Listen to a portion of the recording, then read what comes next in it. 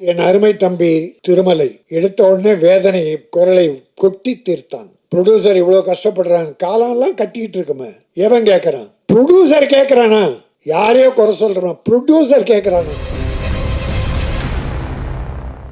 அன்பிற்கும் மரியாதைக்கும் உரிய தில் ராஜா படத்தை வாழ்த்த வந்திருக்கிற நல்ல உள்ளம் கொண்ட ஆருயிர் சகோதரர்களே, மேடையிலே அமர்ந்து படத்தை பற்றி விவரங்களை கூறி இந்த படம் வெற்றி பெறும், சத்யா வெற்றி பெறுவார் என உளம் நிறைந்து வாழ்த்திய என் அன்பு சகோதரர்களே, அப்பாவோட சண்டை போட்டு ஃபேமஸான வனிதா விஜயகுமார் அவர்களே, நீதான் சொன்ன, அதான் அது தெரியும், எல்லாரும் தெரியும். ஓகே, அதுக்கு தான் நீ சண்டையை போடுறது. நவீன கால பிரேமானந்தா அருமை தம்பி அம்பரீஷ் அவர்களே, அவனுக்கு ஏதாவது சம்பளம் கொடுத்துருந்தா அதை வாங்கிடு. அவன் அனுபவிச்ச மாதிரி இந்த படத்தில் யாருமே அனுபவிக்கல. அவன் ஓவராக பேசிட்டு என்ன அடக்கமாக பேச சொல்கிறான். என் பிள்ளைகளில் ஒருவன் அவன், திறமை மிக்கவன். அவனுக்கு இன்னும் ஒரு பெரிய காலம் இருக்கிறது.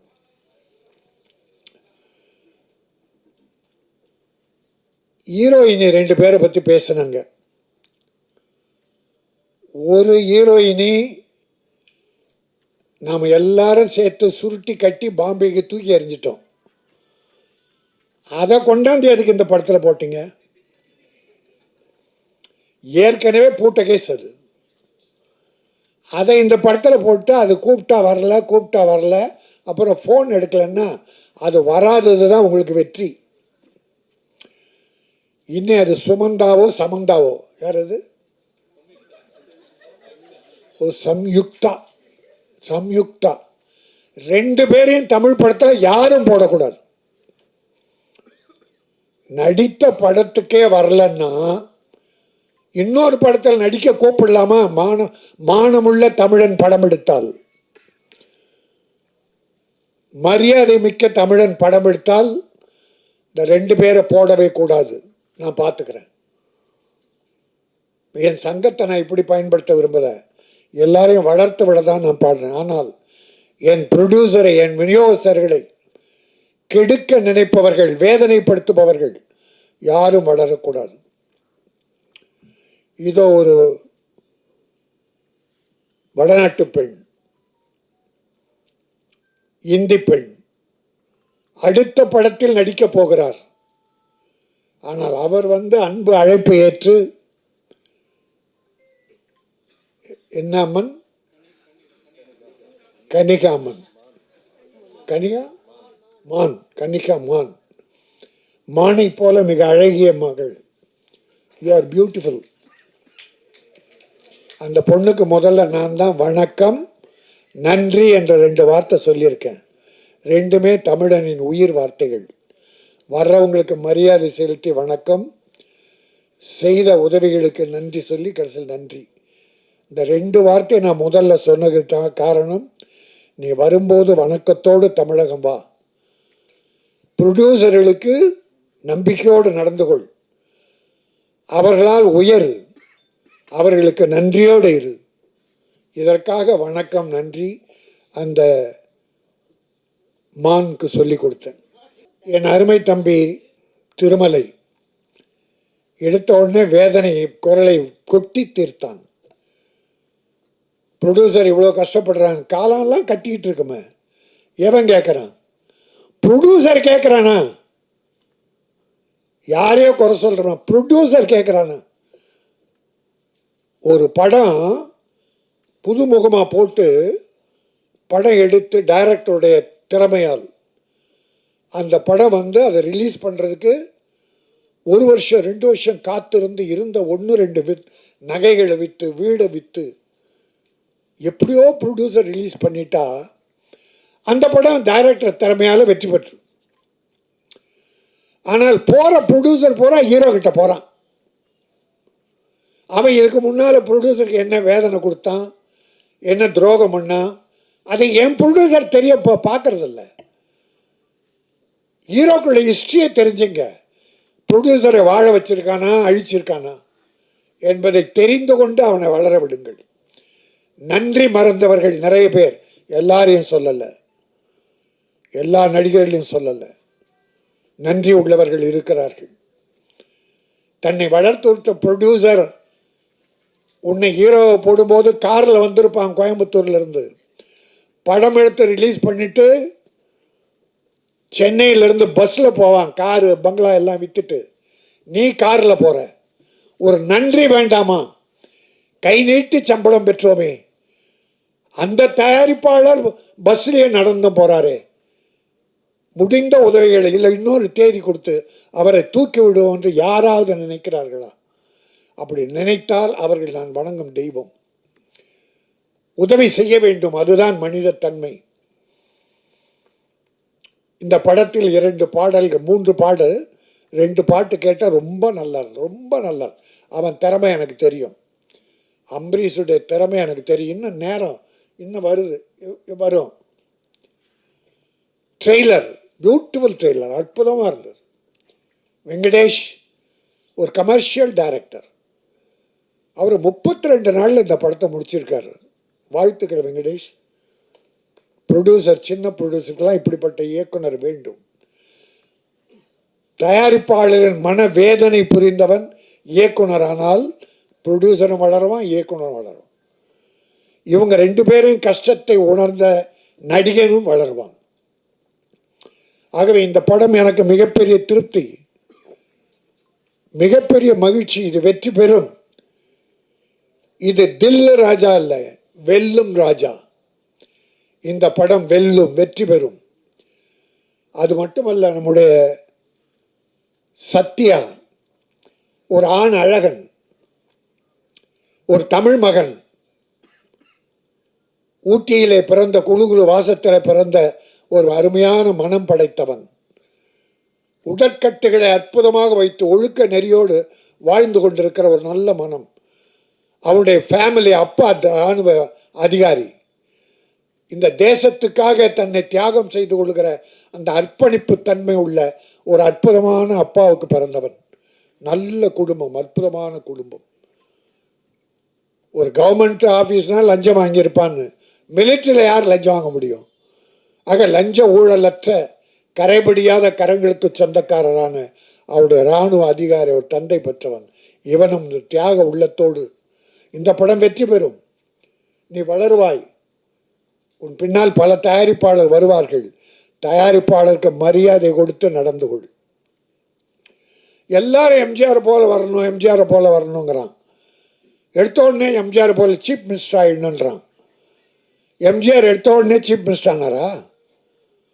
அவர் வாழ்க்கை வரலாறு எந்த நடிக்கனாவது தெரியுமா? அவர் பட்ட கஷ்டம் தெரியுமா? சாப்பாட்டுக்கு வழி இல்லாமல் சத்யா அம்மா, இதை இவனுடைய பெயரை கொண்ட அவங்க அம்மா சத்யா, அந்த அம்மா 2 பிள்ளைகளை வைத்து கொண்டு சாப்பாட்டுக்கு வழி இல்லாமல் அழுதுகிட்டு இருக்கும்போது பக்கத்து வீட்டில் இருக்கிற ஒரு அம்மா நொய்யை கஞ்சிக்கு நொய் கொண்டு வந்து கொடுத்து அந்த நொய்யை கஞ்சியாக காய்ச்சி 2 குழந்தைகளுக்கு கொடுத்தாங்க.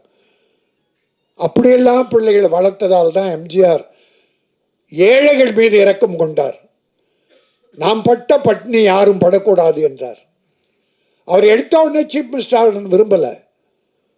இப்போ பல பேர் பிள்ளைகளை, நீ டாக்டராக வரணும், நீ வக்கீலாக வரணும், இன்ஜினியராக வரணும், டேய் மனுஷனாக வரணும்னு முதல்ல கற்றுக் கொடுறா, டாக்டர்லாம் வரட்டும் அப்புறம். அதை போல் நடிகனே, நீ சீஃப் மினிஸ்டராக வரணும்னு நினைக்கிறது எம்ஜிஆரை பார்த்து. அவர் ஆரம்ப காலத்தை பட்ட கஷ்டத்தை யாராவது பட்டிருக்கிறீர்களா? அவர் எத்தனை ப்ரொடியூசரை கைதூக்கி விட்டார் தெரியுமா உங்களுக்கு? எத்தனை ஏழைகளை, எத்தனை தாய்மார்களை அள்ளி கொடுத்தார் தெரியுமா? அது தெரிஞ்சிக்காம உடனே வாங்க அரசியலுக்கு வாங்க, நான் இல்லைன்னு சொல்ல, அதில் நான் குறை சொல்லலை, அதை யாரையும் குறை சொல்ல, அந்த உரிமை எல்லாருக்கும் உண்டு.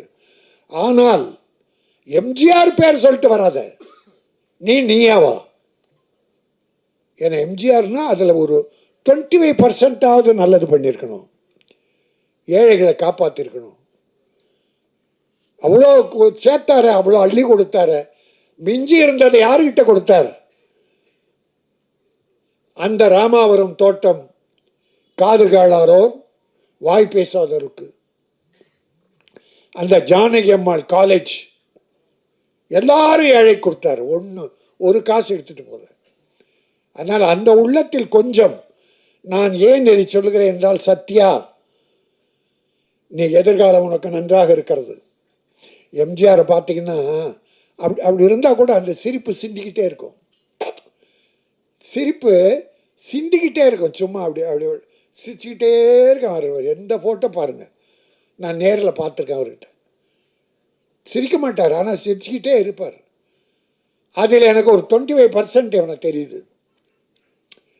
சத்யாவுடைய சாடை கொஞ்சம் இருந்தால் போதும், அதை வளர்த்துக்கோ. ஒரு 2 நீனு சிரிச்சாவே கோபம் வருது. ஒன்றுமில்லை, உனக்கு வாழ்க்கை இருக்கிறது, வெற்றி இருக்கிறது. வெற்றி வந்தால் எம்ஜிஆரை போல வா, இல்லைன்னா வராது போ. ஏழைகளுக்கு உதவி செய்.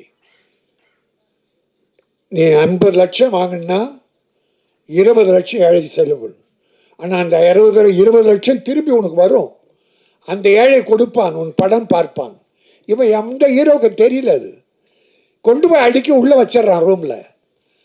அதில் கொஞ்சம் ஏழை கொடுத்தேன்னு வச்சுங்க, அந்த ஏழைங்க எல்லா ஏழைக்கும் சொல்லி படம் பார்க்க வைப்பாங்க. உன் வசூல் ஏறும். இன்றைக்கி 200 கோடி 100 300 கோடி வாங்குறவங்கெல்லாம் எப்படி வளர்ந்தாங்க? ஆனால் கொடுத்தது குறைவு, மக்களை எடுத்தது அதிகம். நான் ஒன்று நினச்சேன், சத்தியமாக எனக்கு தெய்வம் முதல்ல என் தாய் தான். அந்த தாய் மீது சத்தியமாக சொல்கிறேன். வரும்போது இப்போது விஜய் ஒரு தலைவர் ஆகிட்டார், கட்சி போகிறார், இன்னும் ஒரு படம் தான் நடிப்பேன்றார். சரி, அது அவர் இஷ்டம். நான் பல பேட்டியில் சொல்லியிருக்கேன், வருஷத்துக்கு ஒரு படமாவது விஜய் நடிக்கணும், இல்லைன்னா மக்கள் மறந்துடுவாங்க. தலைவர் என்பது வேறு, நடிகர் என்பது வேறு. அந்த அக்கறையில் அவர் ஒரு படம் நடிக்கணும்னு இப்போவும் வேண்டுகோளை வைக்கிறேன். அந்த விஜய் இடம் காலியானால், எல்லாம் சொன்னாங்களே எம்ஜிஆர் இல்லை, ஜெயலலிதா இல்லை, வெற்றிடம்னு. இந்த மு.க. ஸ்டாலின் தளபதி வந்தார், வெற்றிடத்தை நிரப்பிட்டார். இந்த பக்கம் எடப்பாடி நிரப்பிட்டார். அதனால இடம் வெற்றிடம் என்பதே இல்லை. விஜய்க்கு பிறகு ஏன் இந்த சத்யா வரக்கூடாது? என்னமோ தெரில, சத்தியமாக எங்கள் அம்மா சாட்சியாக நான் நினச்சிக்கிட்டு வந்தேன். எங்கள் அம்மா, நான் அதுக்கு தான் எங்கள் அம்மாவை தவிர எனக்கு தெய்வம் கிடையாது. அந்த சத்தியத்தை அம்மா மேலே சத்தியமாக சொல்ல. கடைசியில் பார்த்தா அது விஜய் சத்யான்னு போட்டிருக்காங்க. இங்கே வந்து பார்த்தா விஜய் அதில் இணைச்சிருக்கு. விஜய் என்பது வெற்றி. அந்த தம்பியும் பாவம் அவங்க அப்பா தயவில் கஷ்டப்பட்டு முன்னேறி வந்தது, நல்லா வந்தது, வாழ்ந்தது. இப்போ கட்சியாக இருக்குது. அது மக்கள் பார்த்து முடிவு பண்ணட்டும். நல்லது பண்ணால் ஏற்றுக்க போகிறாங்க, இல்லைன்னா ஒதுக்க போகிறாங்க. நீ மக்கள் மனதில் வாழ வேண்டும். பணம் ஒரு முக்கியமல்ல, மக்களுடைய மனதிலே இடம்பெறு. பணத்தின் மீது படுக்காதே, மக்கள் இதயத்திலே இரு. அந்த மக்கள் உன்னை தூக்கி விடுவார்கள். அதுதான் எம்ஜிஆர் செய்த. எல்லாமே பண்ண முடியாது எம்ஜிஆர் மாதிரி யாரும் பண்ண முடியாது. ஒரு 25% நிற்பா, இந்த மக்கள் உன்னை மறக்கவே மாட்டார்கள். நீ பெரிய ஹீரோ, எல்லாம் இருக்குது. உனக்கு பாடி லாங்குவேஜ், அழகு, உடற்கட்டு. எம்ஜிஆர் ஒரு தடவை நான் ஒரு கட்சியில் சேர்ந்தேன். அப்போது என் கூட 4 பாக்ஸருங்க வந்தாங்க, வண்ணாரப்பேட்டை பாக்ஸர்ஸ். நான் ஒரு பாக்ஸரை, உயிர் என்பன் அவன் பேர். எம்ஜிஆர், ஐயா இவன் பாக்ஸர் ஐயா அப்படின்னு அப்படியே விட்டு நின்னார். நின்று டப்புனா அவன் தோலை தட்டினார். பிறகு கையை பிடிச்சார், அப்படி ஒரு அழுத்தினார். ஏன்னா பாக்ஸர்னா இந்த ஷோல்டர், கை இரும்பு மாதிரி இருக்கும், ஷோல்டர் இரும்பு மாதிரி இருக்கும். பார்த்துட்டு ஓ வெரி குட், நல்லா பண்ணு அப்படின்னார். எம்ஜிஆர் சொன்ன உடனே அது சோதனை. அதுபோல் இவன் இந்த உடற்கட்டுகள் எல்லாம் இப்படிப்பட்ட பிள்ளைகள்லாம் அவர் வளர்த்து விடுவார். எம்ஜிஆர் அவர் உடம்பை நல்லா வச்சுக்கணும், எல்லாருக்குமே உதவி பண்ணுவார். அதனால் நான் சில வழிகளை சொல்லியிருக்கேன். ஒரு அப்துல் கலாம் சொன்னாங்க, ஒரு கேள்வி கேட்டாங்க, நீங்கள் செய்த சேவையிலேயே சாதனையிலே எது உயர்ந்தது? அணுகுண்டு வெடித்ததா, ஜனாதிபதியாக இருந்ததா, இல்லை விஞ்ஞான கண்டுபிடிப்புகளா, ராக்கெட் கண்டுபிடித்ததா எல்லாம் கேட்கும்போது அவர் சொன்னார், இது எதுவுமே என்னுடைய சாதனையில் எனக்கு மகிழ்ச்சி தரலை. நான் ஹைதராபாத்தில் இருக்கிற மாற்றுத்திறனாளி குழந்தைகள், இந்த போலியோவில் அட்டாக் ஆகி குழந்தைங்க நடக்க முடியாமல்ல, சின்ன சின்ன குழந்தைங்க, அந்த குழந்தைகள் ஒரு 3 கிலோ எடையுள்ள இரும்பு இந்த உபகரணம் காலில் கட்டுவாங்க பாருங்க, அது நடக்கிறதுக்கு. அது அப்போது 2.5 கிலோ 3 கிலோ. அந்த குழந்தை அதையே இழுத்து தூக்க முடியாதான். அதை போய் பார்த்துட்டு வந்து பிளெயின் செய்கிற சில மெட்டீரியல்ஸ் லேஸாக இருக்குமா, ஆனால் உறுதியாக இருக்குமா, அதில் அந்த உபகரணம் செய்தார் கால் நடக்கிறதுக்கு. அது 300-500 கிராமுக்குள்ள. அது ஒண்டிதான் நான் செய்ததிலே எனக்கு ஆத்ம திருப்தியை தருவதுன்னு அப்துல் கலாம் சொன்னார். அணுகுண்டு வச்சு உலக புகழ் பெற்றார், ராக்கெட் கண்டுபிடிச்சு உலக புகழ் பெற்றார், ஜனாதிபதியாகி உலக புகழ் பெற்றார். இதெல்லாம் அவர் சாதனை இல்லையா? இந்த ஊனமற்ற குழந்தை, மன்னிக்கணும், மாற்றுத்திறனாளி குழந்தைக்கு அந்த கால் கவசம் செய்தார், அதுதான் எனக்கு பெருமைன்னு சொன்னான். அதே போல நீ இந்த ஏழைகளுக்கு உதவி செய்தால் அதுதான் உனக்கு பெருமை. சேர்த்து வைக்கிற பணம் எதுவும் உதவி வராது, செய்கிற சேவை வரும். நீ இன்னைக்கு ரொம்ப சுமைகளை தாங்கிட்ட.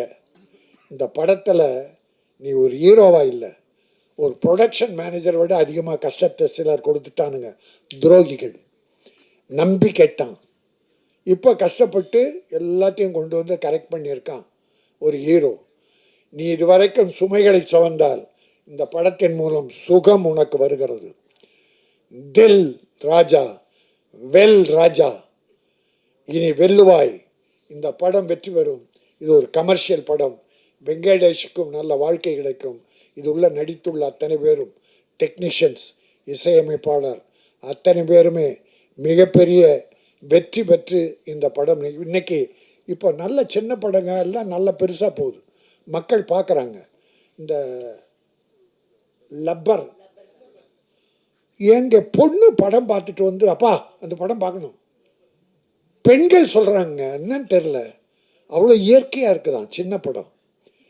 அதனால் இப்போ படங்களை மக்கள் பார்க்க ஆரம்பிச்சா. சின்ன படம் பெரியவரை பற்றியெல்லாம் கவலைப்படல, கதை நல்லா இருக்கா, படம் நல்லா இருக்கா, உட்கார்ந்த 2 மணி நேரம் பொழுதுபோக்கா அழகாக பார்த்துட்டு வர்றாங்க.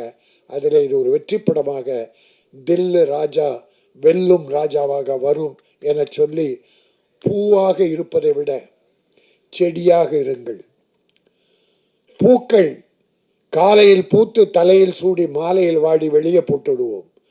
ஆனால் செடிகள் பூத்து கொண்டே இருக்கும், அது மக்களுக்கு உதவி கொண்டே இருக்க வேண்டும்.